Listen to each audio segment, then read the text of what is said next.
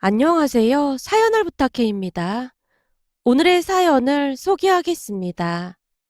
제게는 1년 넘게 사귄 여자친구가 있었습니다. 여친의 성격은 약간 계산적인 것 같아 보였지만 모든 것을 반반으로 했기에 저도 딱히 나쁘다는 생각은 하지 않고 있었습니다. 가끔은 매사 따지는 듯한 부분이 조금은 불만스럽기도 했는데요. 그냥 아무 생각 없이 사는 것보다 낫겠다는 생각을 하며 이해하려고 노력했어요. 그것만 빼놓고는 크게 문제될 것도 없어 보였거든요. 하지만 가끔은 사람을 참 피곤하게 하기도 했는데요. 어느 날은 여친이 먼저 결혼 이야기를 꺼냈어요.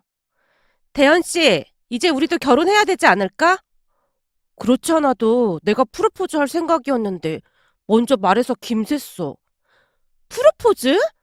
혹시 막 풍선 같은 거 준비하고 하는 그런 프로포즈 하려고 했던 거야? 아니, 꼭 그렇게까지는 아니어도 나름 준비를 좀 해볼까 연구하고 있었지. 그런 걸 뭐하러 해? 난 예전부터 그런 거 좀 그렇더라. 그게 뭐라고 그런데 막 돈 쓰고 그러는 거 난 딱 질색이야. 진짜? 근데 결혼한 내 친구들한테 물어보니까 프로포즈는 꼭 해야 한다고 하던데. 아니면 여자친구가 엄청 서운해한다고 했거든. 아니야. 그것도 사람 나름이지. 난 그런 거 딱 질색이야. 낯간지럽게 뭐 하는 짓인지 모르겠어. 여친이 워낙 싫은 티를 냈기에 저 또한 여친의 말을 그대로 믿어버리고 말았는데요. 그걸로 인해 문제가 발생하게 될 줄 누가 알았겠습니까? 슬슬 결혼 이야기가 나오기 시작하면서 양가 집안에 인사를 드리기로 했는데요. 언제부터인가 여친의 표정이 영 좋아 보이지가 않았어요. 그러면서 만나기만 하면 뚱한 표정으로 제가 묻는 말에만 단답형으로 대답을 할 뿐이었습니다. 결국 제가 여친에게 그 이유를 물었는데요. 현주야, 내가 뭐 잘못한 거 있어? 뭐가? 아니, 요즘 계속 표정이 안 좋아 보여서 말이야. 아니야, 그런 거 없어. 여친이 짜증스레 대답을 하고는 입을 닫아버렸어요. 현지야, 내가 뭐 잘못한 게 있으면 말을 해줘야 나도 노력을 할 거 아니야. 왜 화가 났는지 잘 모르겠지만 계속 그러고 있으면 내가 알 수가 없잖아. 내가 화난 이유를 정말 모른다는 거야? 그렇지 않아도 내내 생각을 해봤는데 진짜 모르겠어. 대체 왜 그런 건데? 제가 답답하다는 표정으로 여친을 바라보고 있었는데요. 그 순간 여친의 입에서 기가 막힌 말들이 터져나왔습니다. 나 요즘 생각이 참 많아지고 있어. 생각이 많아지다니? 난 대현 씨가 이렇게 눈치 없는 사람인 줄은 진짜 몰랐거든. 근데 아무리 생각해봐도 눈치가 없어도 너무 없는 것 같아. 아니, 내가 눈치가 없다니. 그게 무슨 말이야? 혹시 내가 뭘 잘못한 게 있는 거야? 제가 여친에게 묻고 있었는데요. 정말이지 몇 날 며칠 생각을 해봐도 그 이유가 딱히 떠오르지 않았거든요. 제 물음에 여친이 긴 한숨을 내쉬다가는 다시 말을 시작했어요. 사실 말이야, 전에 나한테 프로포즈 얘기한 적 있었잖아. 그랬지? 근데 그게 왜? 지금 왜라는 말이 나와? 내가 지금 프로포즈라는 말까지 꺼냈는데 어쩜 아직도 눈치를 못 챌 수가 있어? 여친이 저를 있는 대로 노려본 채 말하고 있었어요. 그 말에 저는 그저 어안이 벙벙할 수밖에 없었는데요. 그때까지도 여친이 무슨 말을 하는지 도무지 알 수가 없었거든요. 결국 제가 여친에게 조심스레 다시 물었어요. 현지야, 내가 알아듣게 말을 좀 해줄래? 난 도무지 무슨 말인지 모르겠어서 말이야. 대현 씨 진짜 대단하다. 좋아. 그럼 내가 이번 한 번만 알아듣게 설명할 테니까 앞으로는 주의 좀 해줬으면 좋겠어. 도대체 나한테 왜 프로포즈를 안 하는 거야? 뭐? 프로포즈? 그때 현지 네가 그거 하지 말라며. 그런 거 진짜 싫다고 했잖아. 대현 씨, 진짜 여자 마음을 너무 모르는 거 아니야? 아니면 모른 척 하는 거야? 어? 모른 척 하다니. 그렇잖아. 그럼 내가 그 자리에서 대놓고 프로포즈를 해달라고 할 수는 없는 거잖아. 그리고 대현 씨가 어떻게 하나 한번 지켜본 것 뿐이야. 그런 건 대현 씨가 눈치껏 해야 하는 거 아니냐 그 말이야. 그러니까 현지 네 말은 그때 내가 네 말을 잘못 이해했다는 말인 거야? 당연한 거 아니야? 요즘 세상에 프로포즈도 안 받고 결혼한 여자가 어디 있겠어? 지금 내 친구들이 프로포즈 받았냐고 물어보고 난리도 아닌데 난 대답도 못하고 있단 말이야. 그럼 현지 넌 프로포즈 받고 싶었단 말인 거네? 근데 내가 잘못 이해를 한 거고? 맞아. 대현 씨가 이렇게 여자 마음을 이해 못 해주는 남자인 줄은 진짜 몰랐어. 난 그렇게 말해도 대현 씨가 프로포즈 해줄 줄 알았거든. 근데 어쩜 그걸 그냥 고지고대로 받아들일 수가 있어? 여친의 말에 황당하게 그지없었지만 여친이 어찌나 몰아붙이던지 그 모든 것이 제 잘못이라는 생각만 들었습니다.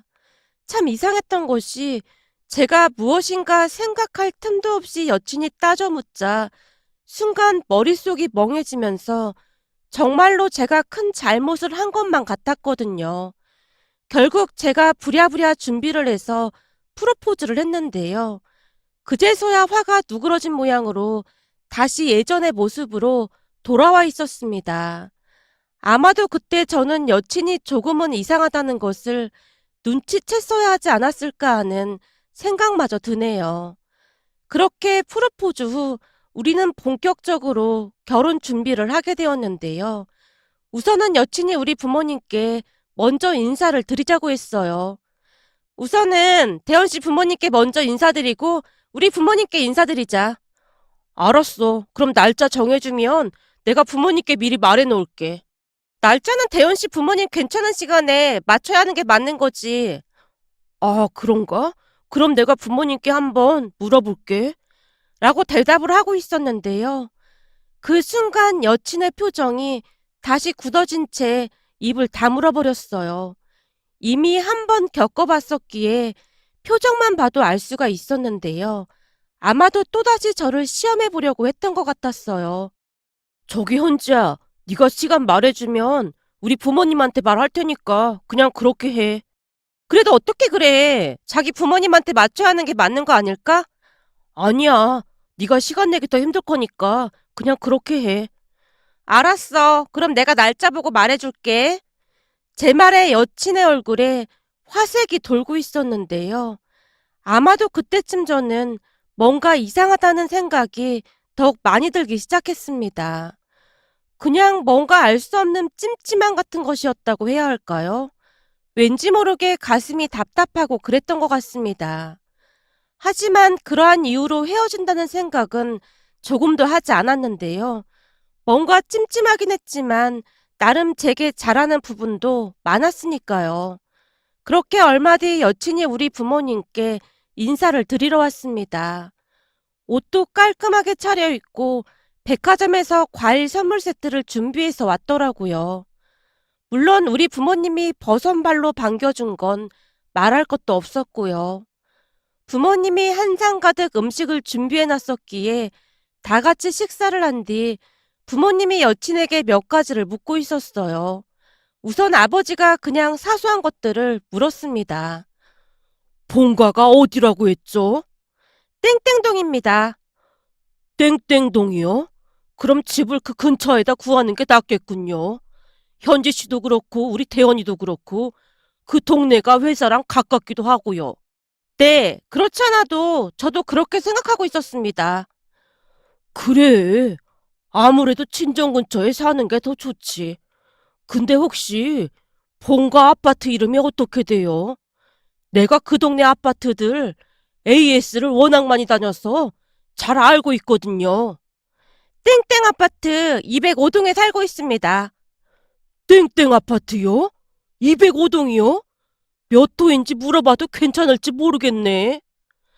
그날따라 아버지가 왠지 모르게 꼬치꼬치 캐묻고 있는 것 같아 보였는데요. 여친네 아파트가 조금 큰 평수였기에 여친이 자랑하듯 아버지에게 말을 했어요. 1002호에 살고 있습니다. 1002호요? 여친이 아파트 호수를 말하던 순간 아버지의 안색이 창백해져 있었습니다. 그 뒤 아버지의 말수가 급격하게 줄어들고 있었는데요. 아무래도 무슨 이유가 있는 듯해 보였습니다. 그렇게 잠시 후 아버지가 여친에게 다시 질문을 했어요. 혹시 그 집에서 얼마나 살았어요? 최근에 이사를 오거나 그렇지는 않았나요? 아니요. 저희 그 집에서 쭉 살았습니다. 집 위치가 워낙 좋기도 하고 집도 넓어서 사는데 불편함이 없었거든요.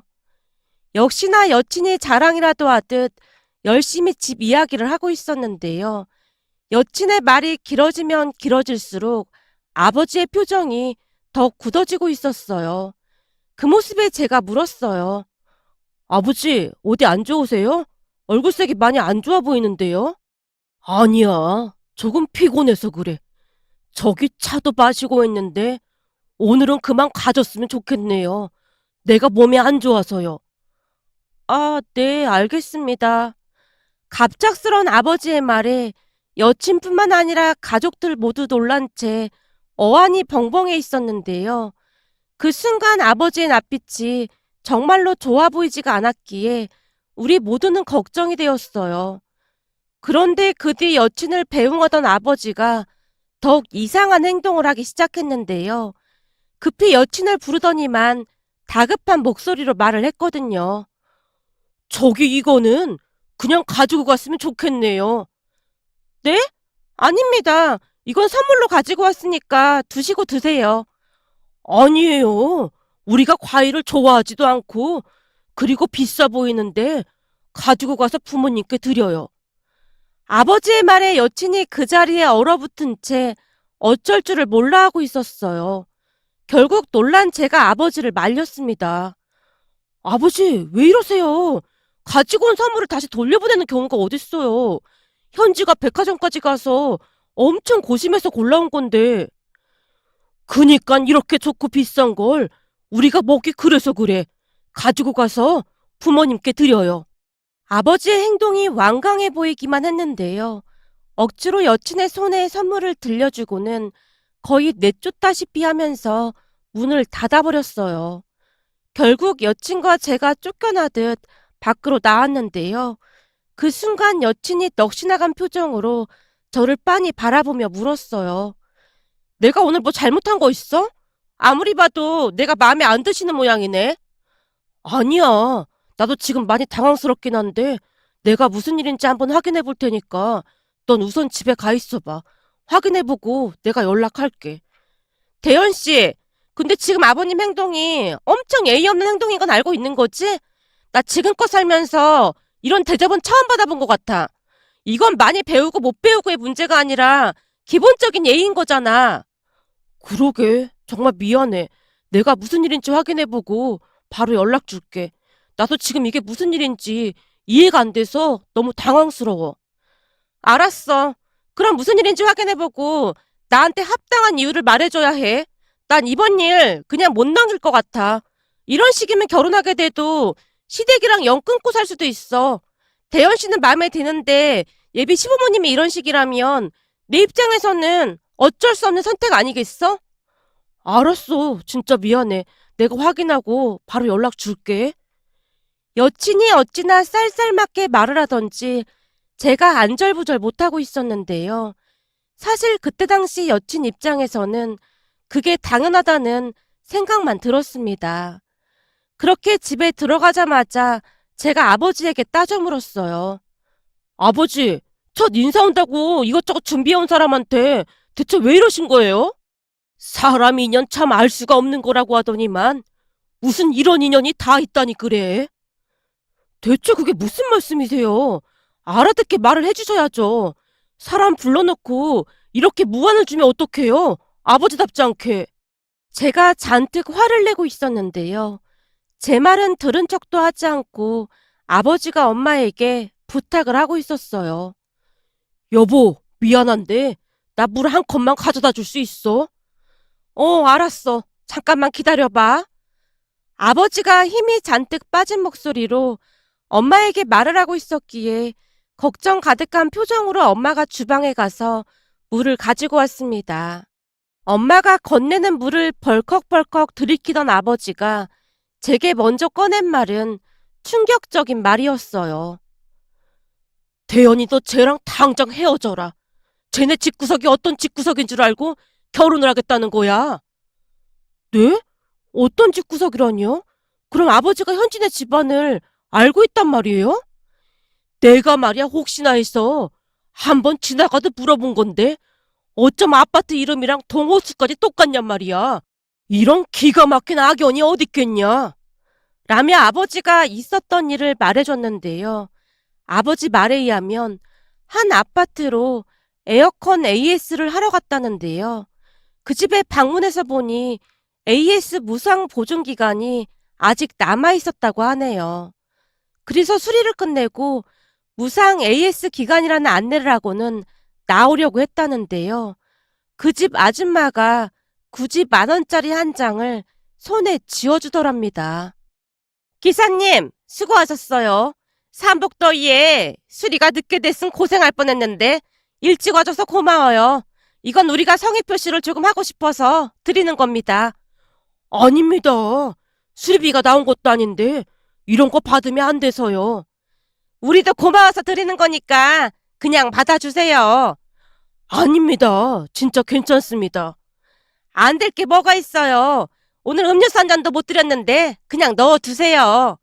그 집 아줌마가 억지로 아버지 조끼 주머니에 돈을 넣어주더랍니다.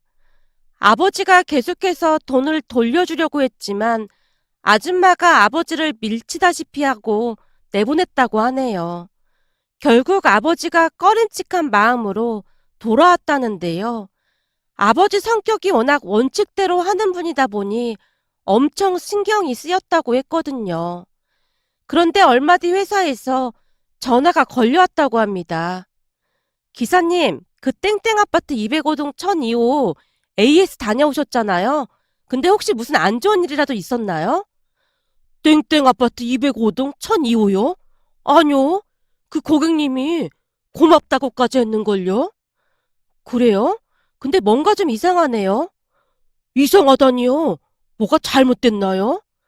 저기 기사님이 워낙 베테랑이시고 실력도 좋으셔서 다들 만족도가 높은 편인데 저도 이런 일은 처음이라 좀 당황스러운데요. 그 집에서 기사님 평점을 1점을 주셨어요. 그래서 혹시 그 집에서 무슨 문제라도 있었나 싶어서요. 네? 1점이요? 그럴 리가요. 저한테 고맙다고 몇 번이나 말했는걸요? 그럼 혹시 불편한 점이 있으셨나? 고객님께 제가 전화 한번 해볼게요. 라며 아버지가 그 집에 전화를 걸어서 수리한 제품이 잘못됐는지 물어봤다고 합니다.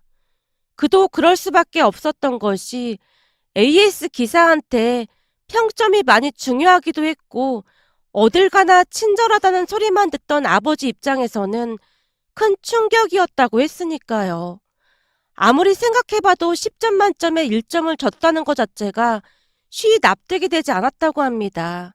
결국 아버지가 그 집에 다시 전화를 걸었다는데요.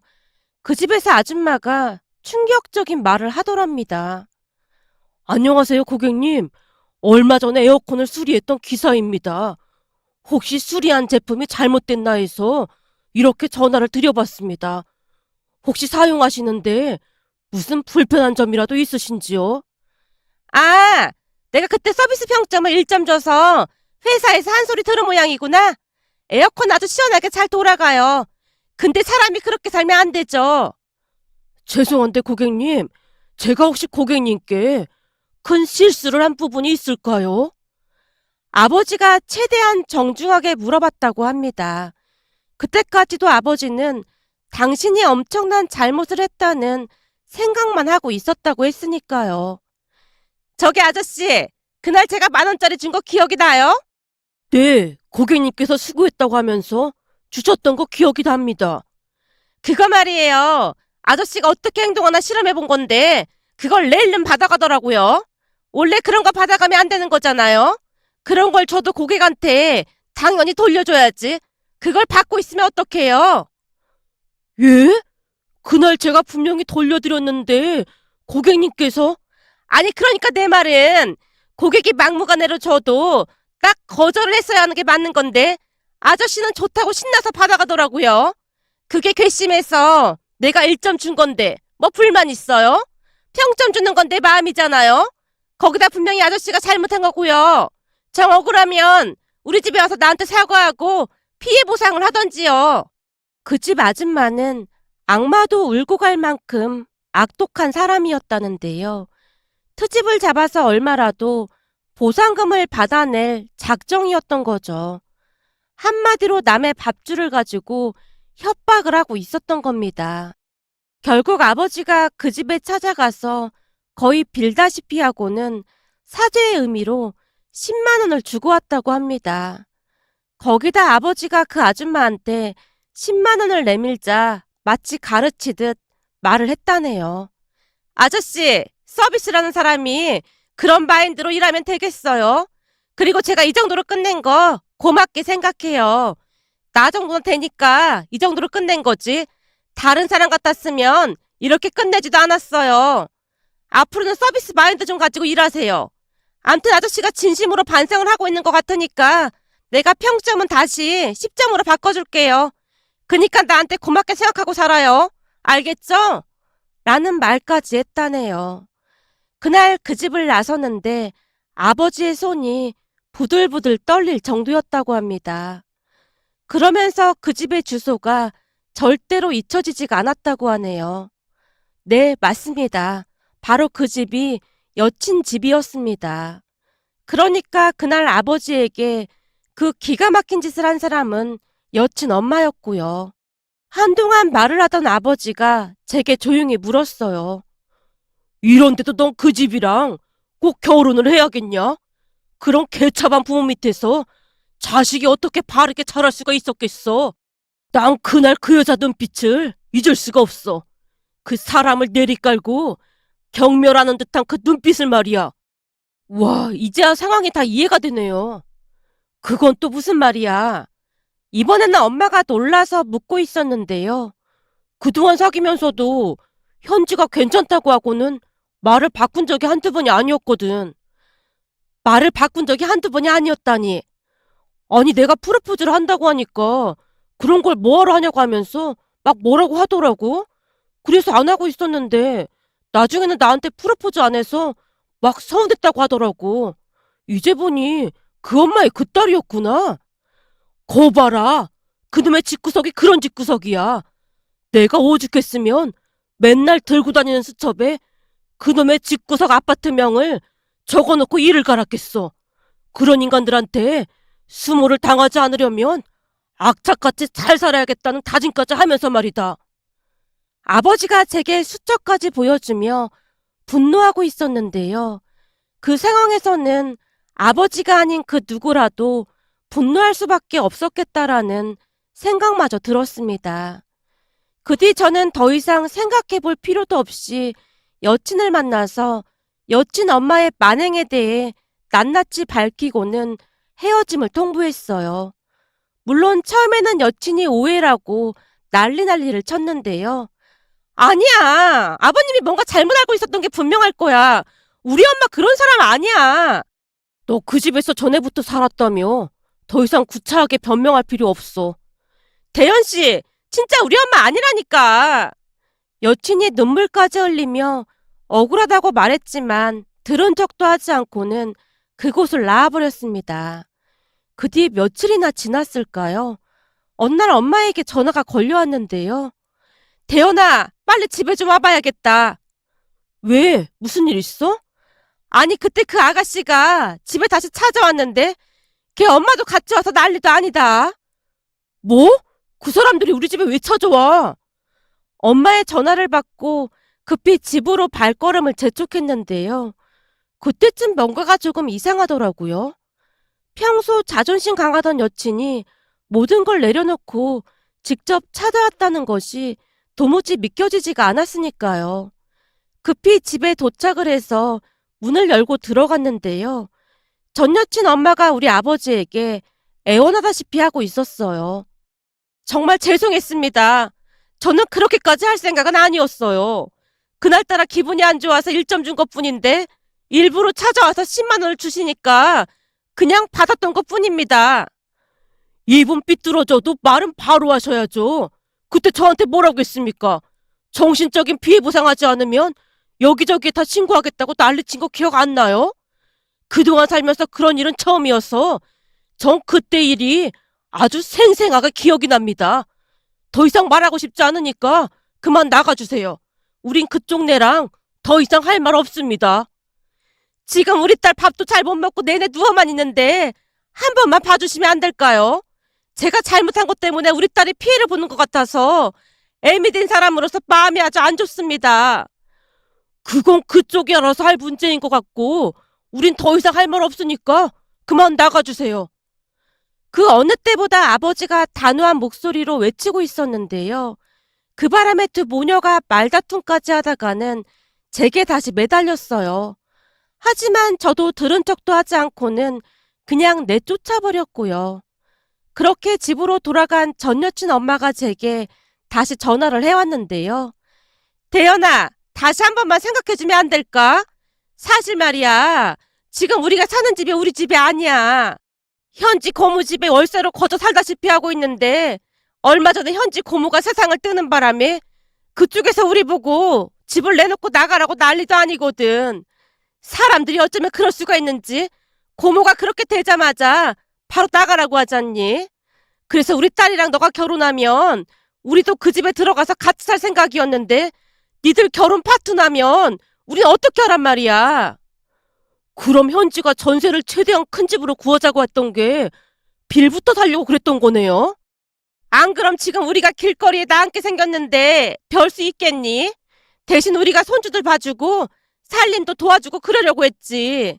그러니까 네가 아버지 좀 다시 설득 좀 해봐. 사실 네 아버지랑 내가 이런 일로 엮이지 않았다면 니들 결혼하는데 아무 문제도 없었을 거 아니야.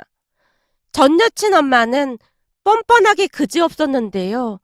그 상황에 저한테 아무렇지도 않게 그런 말들을 하는 것 자체가 보통 사람이 아님에 틀림이 없어 보였습니다. 물론 저는 들은 척도 하지 않고 전화를 끊어버렸고요. 그러면서 곰곰이 생각을 해보니 전 여친이 유난히도 신혼집에 집착을 했던 게 생각이 났어요.